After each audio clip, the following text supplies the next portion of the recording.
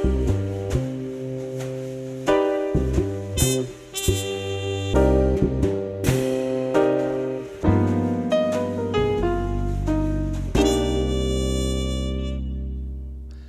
this is Ken Adams, and welcome to this edition of the Valley View.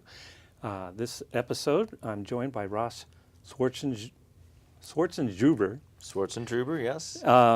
Who's running for State Senate, Oregon State Senate, District 12.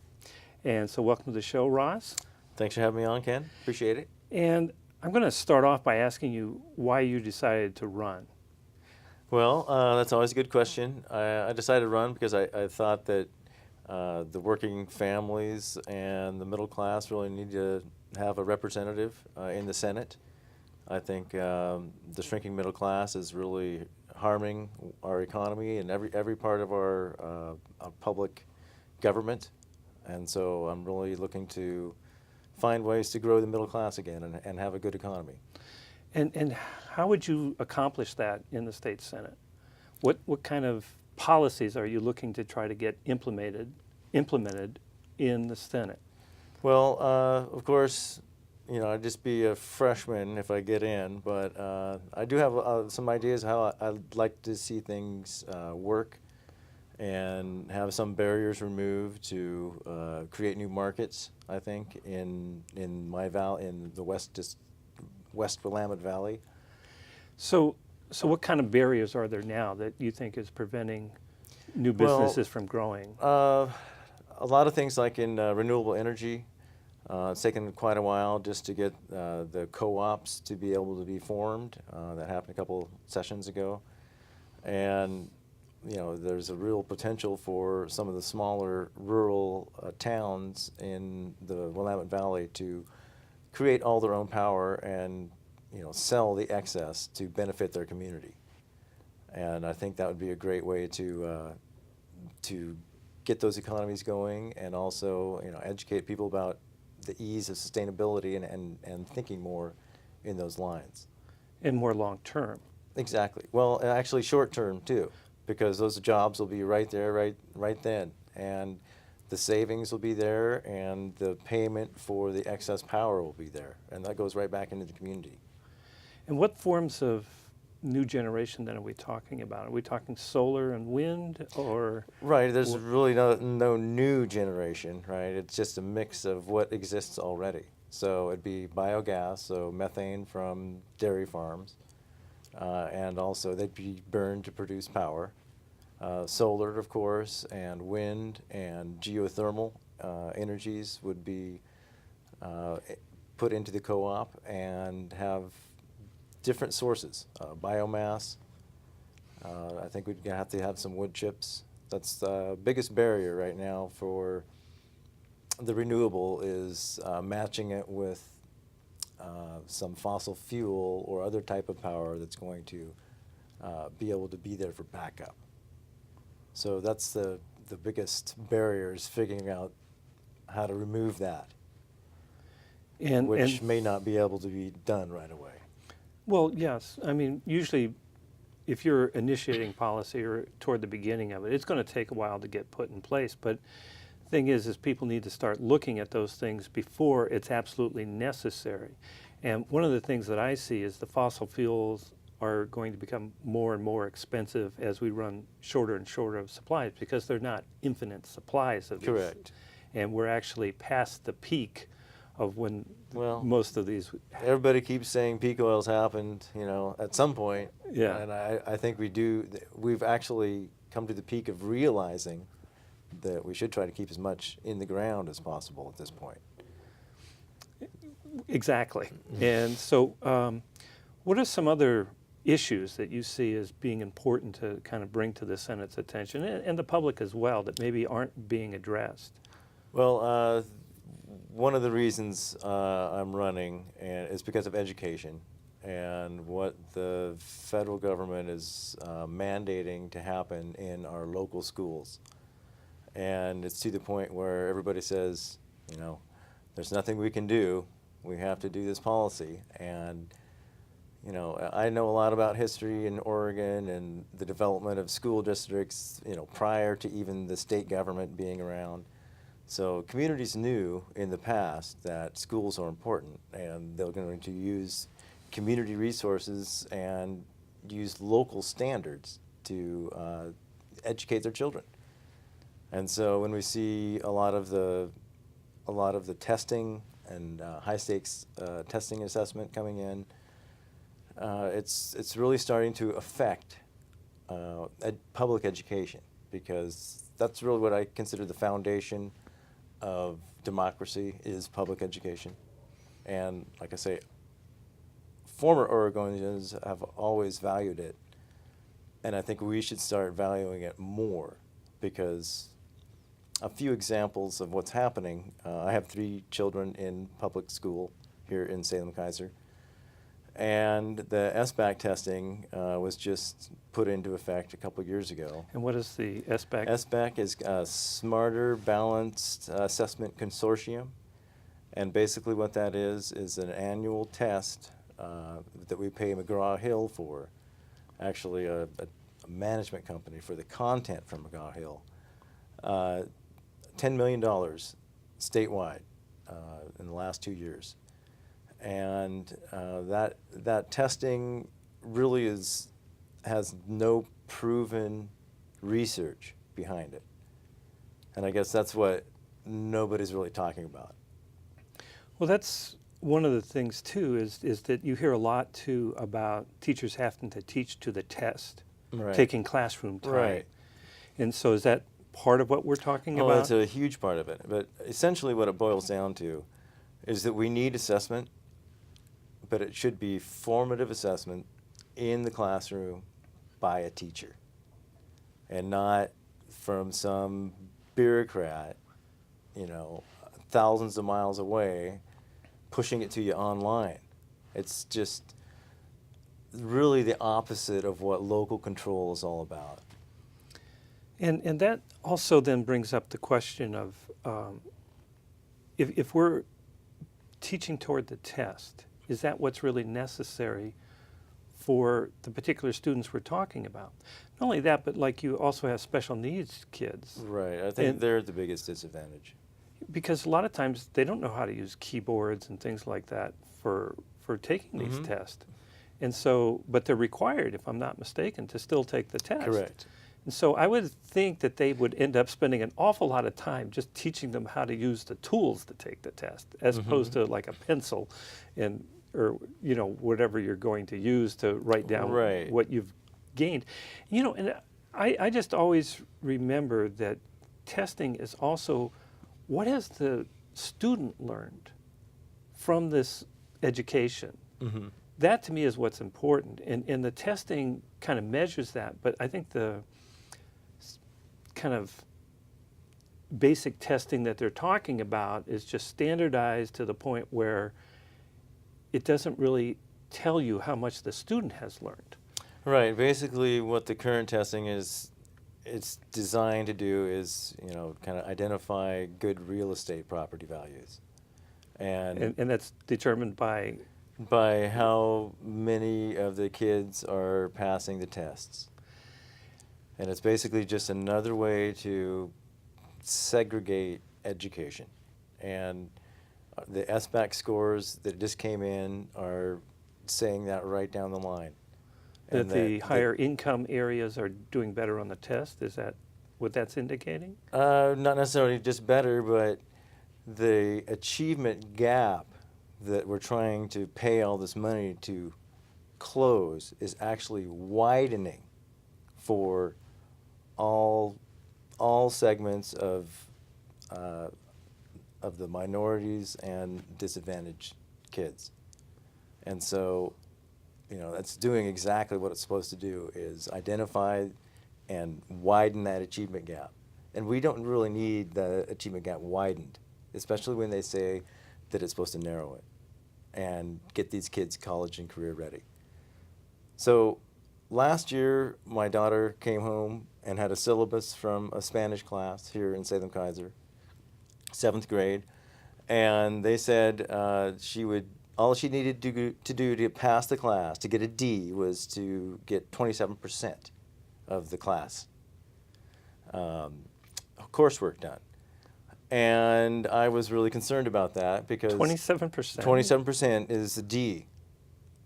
What's That's- failing? 26. So I took that to the parent club meeting, and I took that to my school principals. And I said, look, why is 27 a D now? Because it used to be 65. Well, when I was Right. in school, it was 70. Okay, so I guess, we can just change it. And I guess this is what I'm getting to. Is I was told, well, you're talking about the old way, Ross, and this is the new way. And I said, well, how many high schools are doing the new way, accepting that? Well, none. And it's like, well, how many universities are accepting the new way? None, but they will. So that really set me off to go find some more answers somewhere else because I wanted to know why this was happening. And I narrowed it down to the introduction of Common Core, which is a 4-point system. And so all the proficiency grading, if the proficiency testing is being kind of extrapolated into a regular other type of assessment. So usually the proficiency is you can do it or you cannot do it, right? And so they're making that 1, 2, 3, 4.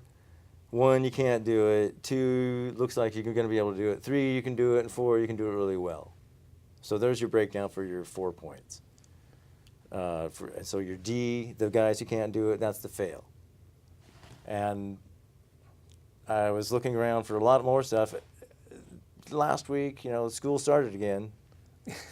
Science, 8th grade, that D is now 20% in a science class. And that really has me concerned because if you keep going at that rate, 7% each year, in 3 years, no child will fail.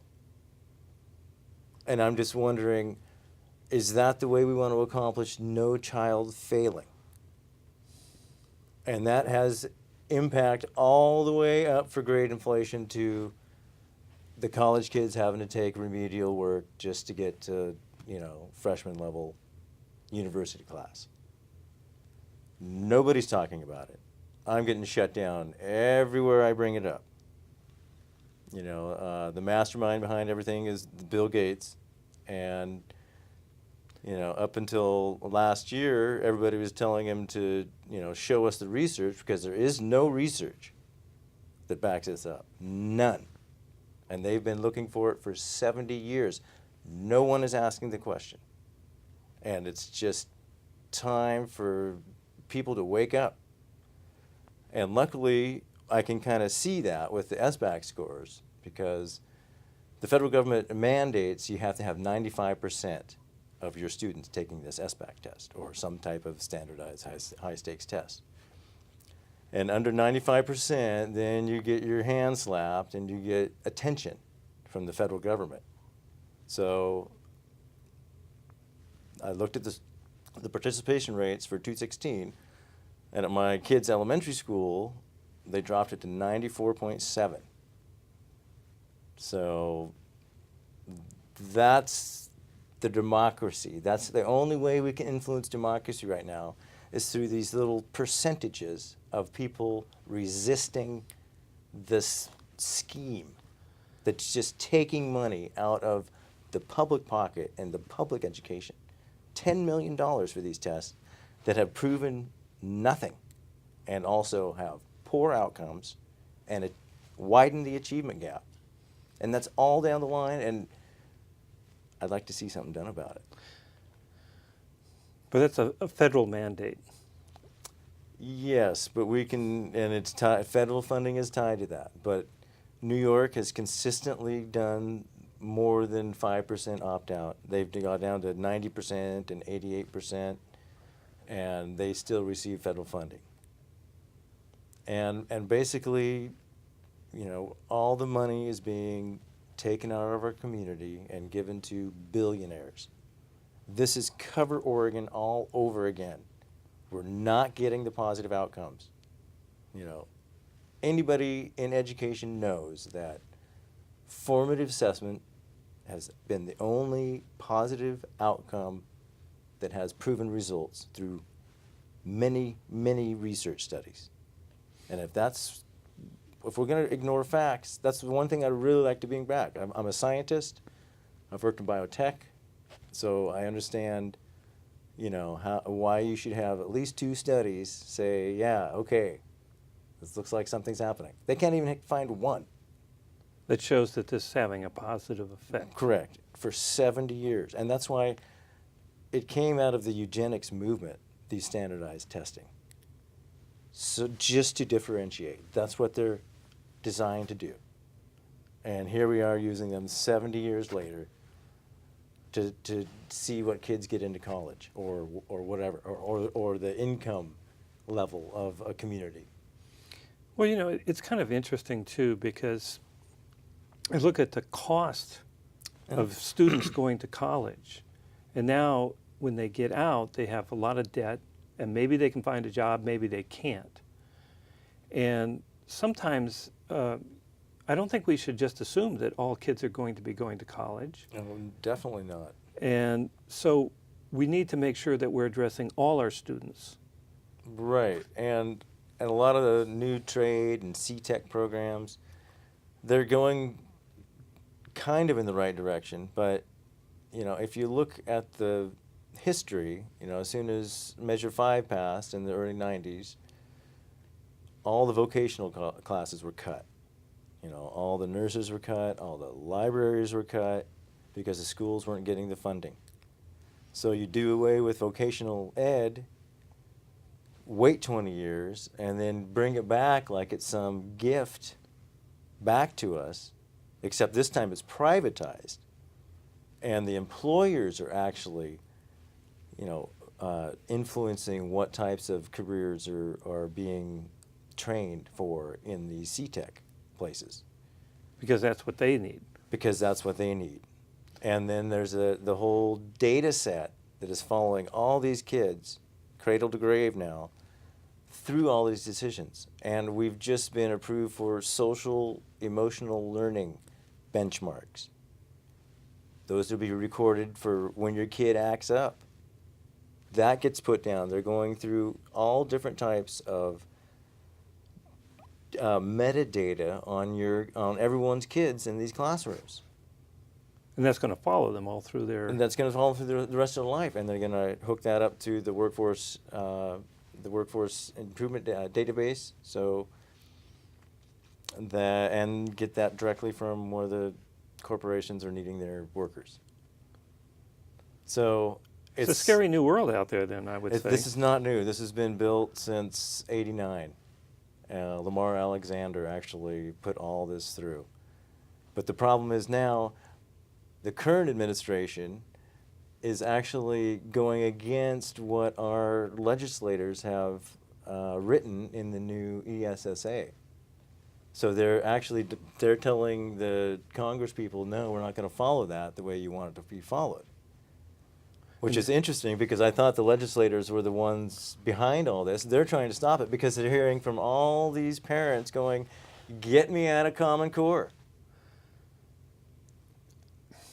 Well, that leads to the conclusion that it's basically the corporations that are calling the shots. Right. It's really interesting if you look through WikiLeaks. It's very fun.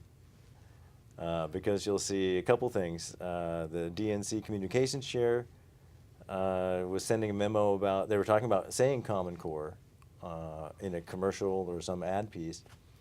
And he said, no, Common Core is the third rail of American politics. So don't touch it, don't talk about it, don't even address it. So that you can't say that word, that term. Because it has such negative connotations? No, because there's too much money involved? Exactly. That there's no way anybody's going to stop it. That's the message that's being sent there. So, I disagree with that. And it's interesting also, they leaked some more WikiLeaks, and the people doing the ed policy in the Department of Ed are straight out of Microsoft and Google, and it's the revolving door there. And a lot of time, one guy actually made a public mistake and called the Obama administration, the Gates administration. And everybody chuckled around the room. And it's like, okay, here we are, people. So I guess one of the problems that is trying to be addressed through a proposition is Proposition 98. But that is That's privatizing. that's exactly what it is. But they're talking Unfunded about mandate. but they're talking about, oh, we need these vocational training programs. But it's Of course. but as you're saying, they're being privatized. It's not the public education Right. system that's going to be getting those funds. They get starved out, right? They get cut, and everybody's like, where'd they go? What happened to our workforce? They're untrained. Crisis. And then they bring them back in a differently wrapped package that the public has no control over. So on Measure 98, Mm-hmm. you're opposed to Oh, that? definitely opposed to that. What about Measure 97? Oh, I want to see that happen. It's a crazy tax, right? Nobody's ever heard of this one, gross revenue. And they haven't been paying their fair share. I mean, I don't want to be the cheapest consumer in America. Do you?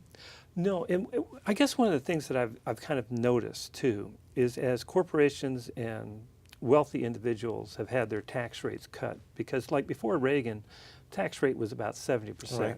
And historically, since the beginning of income tax, the average before that was around 75. It'd been higher, it'd been a Right. little bit lower, but it's basically 70% for the high income, the top group.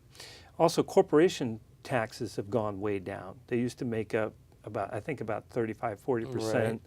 Now we're down to less than 10. Mm-hmm. I think That they're 6 here in contrib- the state. Yeah. So that then starves various public entities of funds, which then they'll quite often make a deal with these private companies to provide the infrastructure but give them a break. And that isn't healthy for the general public, is the way that I look at it. Well, it's just where do we want our community to go?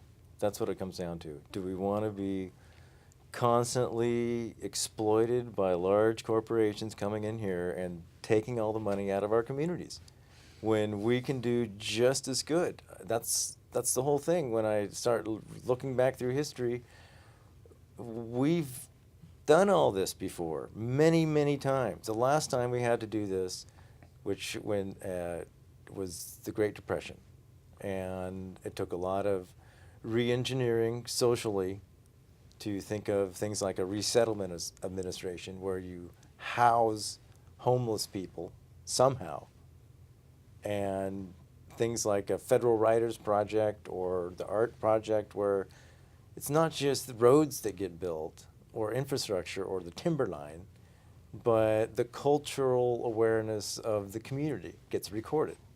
And it's fascinating to go back in the 30s and read these oral histories of what people did around this place. Well, a lot of times they were taking recordings of music, traditional Exactly. music.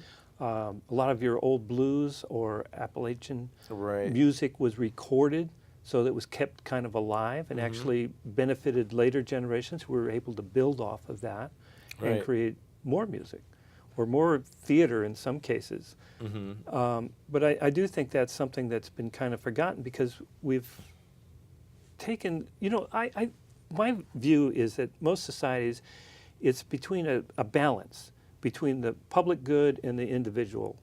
Right. And you have to mix those things and kind of balance those things out. Now we've gone so much for individualism that the public, the greater good, is being put further and further down.